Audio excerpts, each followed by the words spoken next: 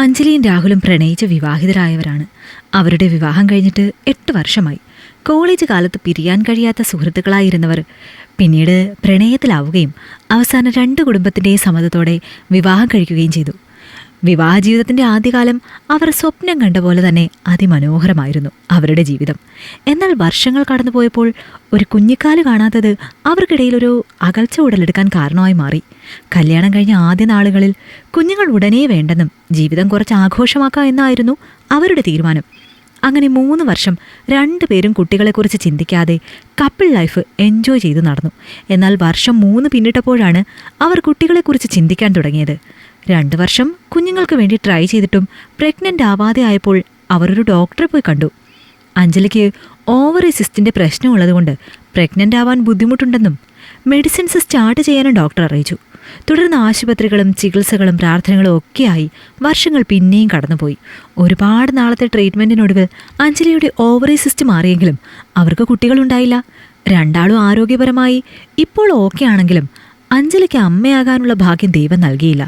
കുറച്ച് വർഷങ്ങൾ തങ്ങൾ കുഞ്ഞുങ്ങളെ വേണ്ടെന്ന് വെച്ചതുകൊണ്ടാകാം ദൈവം കുട്ടികളെ തരാതെ തങ്ങളെ ശിക്ഷിക്കുന്നത് എന്നാണ് അഞ്ജലിക്ക് തോന്നിയത്. ദിവസവും വിളക്ക് കത്തിച്ച് പ്രാർത്ഥിക്കുമ്പോൾ തങ്ങൾക്കൊരു കുഞ്ഞിനെ തരണേ എന്നായിരുന്നു അവളുടെ പ്രാർത്ഥന. ഇതേ സമയം രാഹുൽ തൻ്റെ കൂടി ജോലി ചെയ്യുന്നവർക്കും ഫ്രണ്ട്സിനും കുട്ടികളുണ്ടാകുന്നത് അസൂയയോടെയും സങ്കടത്തോടെയുമാണ് നോക്കിക്കണ്ടത്. അച്ഛനാകാനുള്ള ആഗ്രഹം അവനിലും തുടിച്ചു നിന്നു. നാളുകൾ കഴിയും തോറും ഒരു കുഞ്ഞെന്നുള്ള മോഹം ഇരുവരിലും വർദ്ധിച്ചു വന്നു. തൻ്റെ കുഴപ്പം കൊണ്ടാവാം ഇപ്പോഴും പ്രഗ്നൻ്റ് ആവാൻ കഴിയാത്തതെന്ന കുറ്റബോധം അഞ്ജലിയെ വേട്ടയാടാൻ തുടങ്ങി. തൻ്റെ ഭാഗ്യക്കേടോർത്ത് അവൾക്കറിയാത്ത രാവുകളില്ല.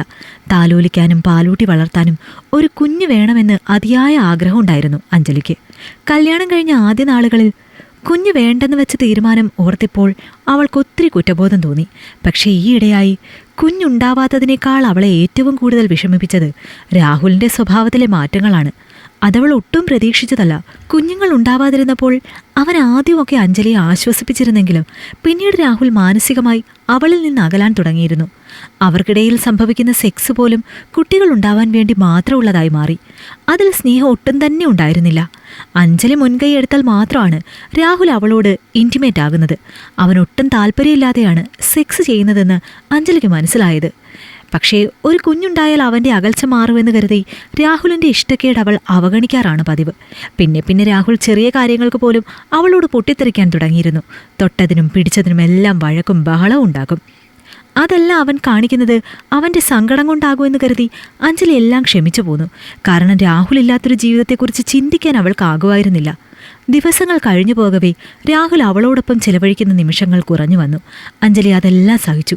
ദൈവം തങ്ങൾക്കൊരു കുഞ്ഞിനെ തരുമെന്നും അതോടെ തനിക്ക് തൻ്റെ പഴയ രാഹുലിനെ തിരിച്ചു കിട്ടുമെന്നും അവൾ വിശ്വസിച്ചു. അങ്ങനെയിരിക്കെ ഒരു ദിവസം രാവിലെ രാഹുൽ തൻ്റെ പതിവ് ജോഗിങ്ങിന് പോകുമ്പോൾ ഫോൺ എടുക്കാൻ മറന്നുപോയിരുന്നു. അവൻ ഇറങ്ങി ഒരു 5 മിനിറ്റ് കഴിഞ്ഞതും രാഹുലിൻ്റെ ഫോൺ ബെല്ലടിക്കാൻ തുടങ്ങിയിരുന്നു. ആദ്യം അവളത് അവഗണിച്ചെങ്കിലും നിർത്താതെ ബെൽ മുഴങ്ങുന്നത് കേട്ട് അവൾ ചെന്ന് ഫോൺ എടുത്ത് നോക്കി.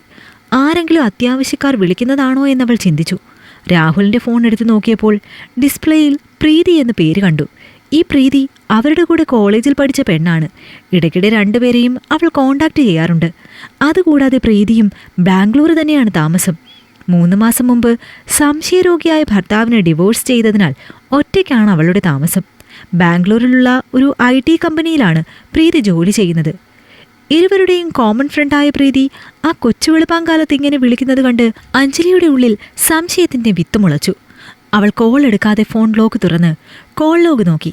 പരസ്പരം ഫോണിൻ്റെ ലോക്കുകൾ അറിയാമെങ്കിലും പരസ്പര വിശ്വാസത്തിൻ്റെ പുറത്ത് അവർ അങ്ങോട്ടും ഇങ്ങോട്ടും ഫോൺ എടുത്തു നോക്കിയിട്ടില്ല ഇതുവരെ. എന്നാൽ ഇന്ന് ആ പതിവ് തെറ്റിച്ചുകൊണ്ട് അഞ്ജലി രാഹുലിൻ്റെ ഫോൺ പരിശോധിക്കാൻ തീരുമാനിച്ചു. കോൾ ലോഗ് നോക്കിയപ്പോൾ ഒരു ദിവസത്തിൽ ഒരുപാട് തവണ പ്രീതിയും രാഹുലും അങ്ങോട്ടും ഇങ്ങോട്ടും വിളിക്കുകയും മണിക്കൂറുകളോളം സംസാരിക്കുകയും ചെയ്യുന്ന ഡ്യൂറേഷൻ കണ്ട് അവൾ ഞെട്ടിപ്പോയി. ഇതിനു മാത്രം അവർക്ക് എന്താ സംസാരിക്കാനുള്ളതെന്ന് അഞ്ജലിക്ക് മനസ്സിലായില്ല.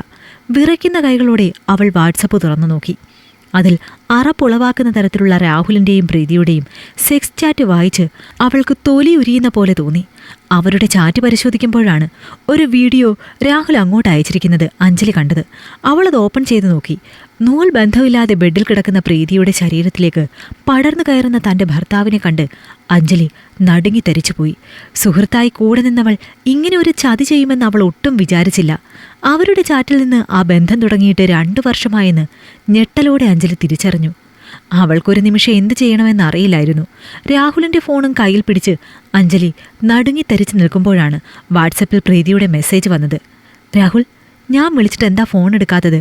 ഒരത്യാവശ്യ കാര്യം പറയാനാണ് ഞാൻ വിളിച്ചത്. ഈ മാസം ഞാൻ പീരിയഡ്സ് ആയിട്ടില്ല. ടെസ്റ്റ് ചെയ്ത് നോക്കിയപ്പോൾ പോസിറ്റീവാണ്. നീ ആഗ്രഹിച്ചതുപോലെ ഞാൻ പ്രഗ്നൻ്റായി രാഹുൽ. നീ വേഗം ഇങ്ങോട്ട് വാ.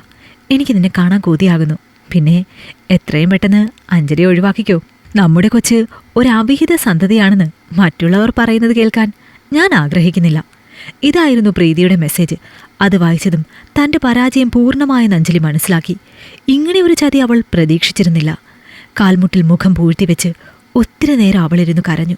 കുറേ സമയം കരഞ്ഞപ്പോൾ മനസ്സിന് തെല്ല ആശ്വാസം തോന്നിയതും അവൾ എഴുന്നേറ്റ് പോയി തൻ്റെ ഡ്രസ്സെല്ലാം ഒരു പെട്ടിയിൽ പാക്ക് ചെയ്യാൻ തുടങ്ങി. ഒരു കുഞ്ഞിനെ കൊടുക്കാൻ കഴിവില്ലാത്ത അഞ്ജലിയെ ഭാര്യയായി കൊണ്ടു നടക്കാൻ ഇഷ്ടമില്ലാത്തതുകൊണ്ടാണ് അവൻ പ്രീതിയുമായി റിലേഷനിലായത്. അത് അവരുടെ ചാറ്റിൽ നിന്നും അവൾക്ക് മനസ്സിലായിരുന്നു. 2 വർഷമായിട്ട് ഇരുവരും അഞ്ജലിയെ ചതിക്കുകയായിരുന്നു.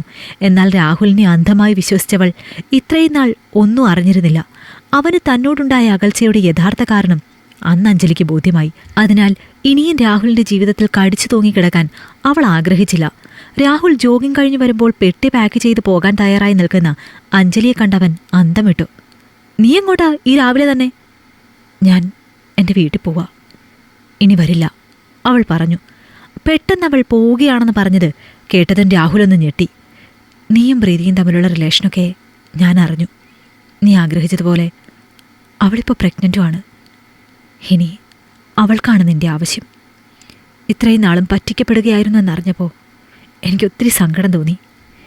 ഇനി നിനക്കെൻ്റെ ആവശ്യമില്ലെന്ന് എനിക്കറിയാം. അതുകൊണ്ട് നീയായിട്ട് ആട്ടി ഓടിക്കുന്നതിന് മുമ്പ് ഞാനായിട്ട് സ്വയം ഇറങ്ങിപ്പോവുകയാണ്. പിന്നെ നിൻ്റെ ഫോൺ ഞാൻ എടുത്തിട്ടുണ്ട്. അത് നീ തിരികെ പ്രതീക്ഷിക്കണ്ട. നിന്നെ ഞാൻ ഉപേക്ഷിച്ചു പോകുന്നതിൻ്റെ കാരണം എന്താണെന്ന് അവർ കൂടി ഒന്ന് അറിയട്ടെ. തെളിവ് സഹിതം കാണിച്ചില്ലെങ്കിൽ ആരും വിശ്വസിക്കില്ല. ഞാൻ കള്ളം പറയുകയാണെന്ന് പറഞ്ഞ് വേണമെങ്കിൽ നീ എന്നെ തെറ്റുകാരിയാക്കാൻ നോക്കും. എന്തായാലും നമുക്കിനി കോടതിയിൽ കാണാം. അത്രയും പറഞ്ഞുകൊണ്ട് അവൻ്റെ മറുപടിക്ക് കാത്തു നിൽക്കാതെ വാതിൽ വലിച്ചടച്ച് അവൾ ധൃതിയിൽ പുറത്തേക്കിറങ്ങിപ്പോയി. അഞ്ജലി പറഞ്ഞിട്ട് പോയതൊക്കെ ഒന്ന് മനസ്സിലാക്കാൻ രാഹുലിന് അല്പസമയം വേണ്ടി വന്നു. എല്ലാം മനസ്സിലായതും അവളിൽ നിന്നും ഫോണെങ്കിലും തിരിച്ചു വാങ്ങണമെന്ന് കരുതി അവൻ താഴേക്ക് ഓടിയിറങ്ങി ചെല്ലുമ്പോൾ അവൾ ടാക്സിയിൽ കയറി പോയി കഴിഞ്ഞിരുന്നു. അതോടെ എല്ലാം കഴിഞ്ഞുവെന്ന് രാഹുലിന് മനസ്സിലായി. നാട്ടിൽ തിരിച്ചെത്തിയ അഞ്ജലി രാഹുലിൻ്റെയും പ്രീതിയുടെയും ബന്ധം ഇരു കുടുംബത്തെയും തെളിവ് സഹിതം അറിയിച്ചു. അധികം വൈകാതെ തന്നെ അവനിൽ നിന്നും ഡിവോഴ്സ് വാങ്ങിയതിനു ശേഷം അഞ്ജലി സ്വന്തം ജീവിതം നോക്കി മറ്റൊരു സ്ഥലത്തേക്ക് പോയി. ജീവിതത്തിൽ തനിക്കുണ്ടായ ഏറ്റവും വലിയ ചതിയുടെ ഓർമ്മകൾ മറക്കാൻ ഒരു മാറ്റം അവൾക്ക് ആവശ്യമായിരുന്നു. ഇഷ്ടമായെങ്കിൽ ലൈക്ക് ചെയ്യൂ. നിങ്ങളുടെ അഭിപ്രായങ്ങൾ കമന്റായി രേഖപ്പെടുത്തൂ.